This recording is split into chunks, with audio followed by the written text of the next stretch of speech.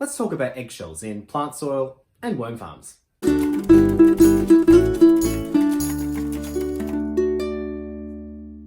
G'day everyone and welcome back to Scott Grows an Avocado Tree. We're shifting a little bit from avocados today to talk about something which I've seen around the internet a little bit and something which I wanted to address because it's something that I do for my plants, my garden, my avocado trees, and that is using eggshells in soil. If you're part of a Facebook group that looks at houseplants or gardening, at some point you are bound to have seen a post of somebody asking how to use eggshells in the garden, and you've probably also then seen somebody say, I'll just throw them on top. And eggshells are a fantastic source of calcium, which is fantastic for your soil, and it's great for your worm farm as well. It's good for worms' digestive systems, and it's also believed to be beneficial for their reproductive health. But we need to prepare our eggshells in a way which makes them effective. Just throwing them into the soil eventually will release the calcium into it so that it's usable by plants, but it's going to take a very long time. Likewise, if you just throw eggshells into your worm farm,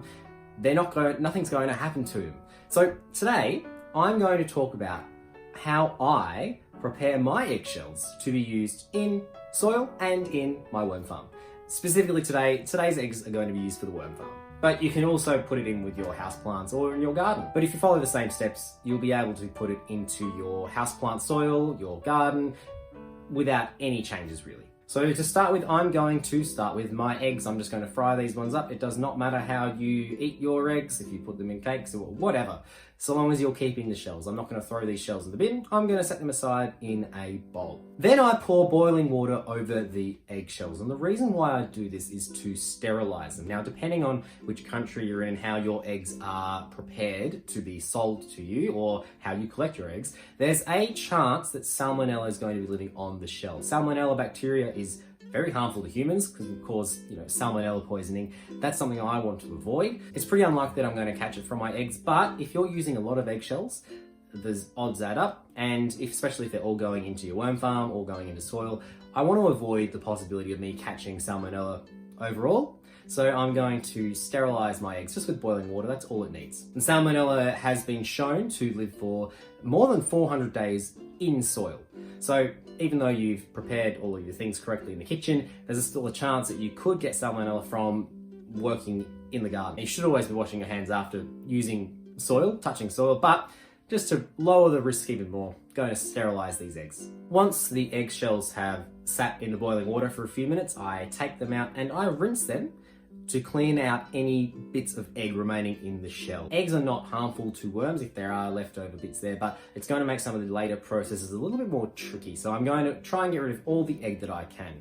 I also remove the membranes from the eggshells the best I can. This isn't entirely necessary, but it does make sure that all of the egg comes out. But I understand that that's more of a time-consuming process. Now I have clean eggs. I've sterilized them and I have rinsed them. We are clean. I need to dry these out now, so to get rid of any leftover water. To do that, you can just set them out to dry on a towel or a paper towel or a rack, or what I'm going to do today is to put them in my oven for 5 minutes on a pretty low setting. So this is about 100 degrees Celsius, even a little bit lower. That'll be enough to heat the eggs up to evaporate the water.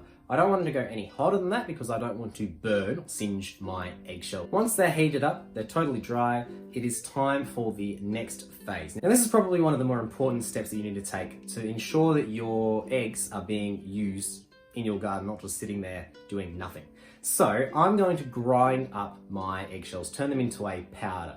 The reason why I'm doing that is, as I said at the start of the video, eggshells take a very long time to decompose. There's no water in them really, very low water content, so it takes them a while to decompose. They will decompose over time, but it takes a while. And if I put them in my worm farm, the time that it takes the worms to eat all the food around it, and for me to harvest the vermicompost, they haven't done anything to the eggshells. Eggshells are really hard, worms don't have teeth, so they can't do anything with them. So I need to grind them up into pieces which are small enough for worms to eat. It's also going to accelerate the rate at which they decompose in your soil by increasing all of that surface area, by grinding it into a fine powder. It's going to be able to be used by your plants much more quickly. To grind them, I'm using a mortar and pestle, and I'm just grinding it into a fine powder. You don't have to use a mortar and pestle. You can use a blender though. I do warn you, because eggshells are so hard and they can get quite sharp, you can do quite a bit of scratching to your blender by doing that. So just a word of warning, if you're going to grind it up in a blender or something, that if it's made of plastic, there's a good chance that you're going to scratch the inside of it. But a mortar and pestle works brilliantly and they're not very expensive. I'll pause as well to say that you don't have to do this every time you have your eggs. I'm just doing this with the 2 eggs for today just to give you an idea of what we do.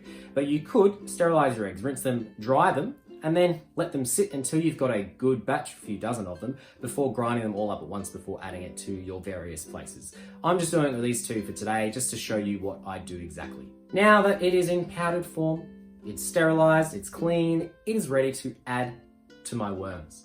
I'm just going to sprinkle it on top of my worm farm here, and that's all there is to it. The worms will eat it, they'll consume it, it's going to be good for their guts, it's going to be good for their reproductive health, and long term it's going to be good for the soil that they are producing for me, their vermicompost, because it's got higher calcium now, which is good for plants. And that brings us to the end of our video. I think it's fantastic that we're able to reuse household scraps to benefit our plants and benefit our lives. Thank you so much for watching this video. If you found it interesting, I'd love to know what you thought about it in the comments below, and with that like button, make sure you're subscribed to Scott Grows an Avocado Tree for more avocado and other plant related content. Thanks so much for watching, and I'll see you next time.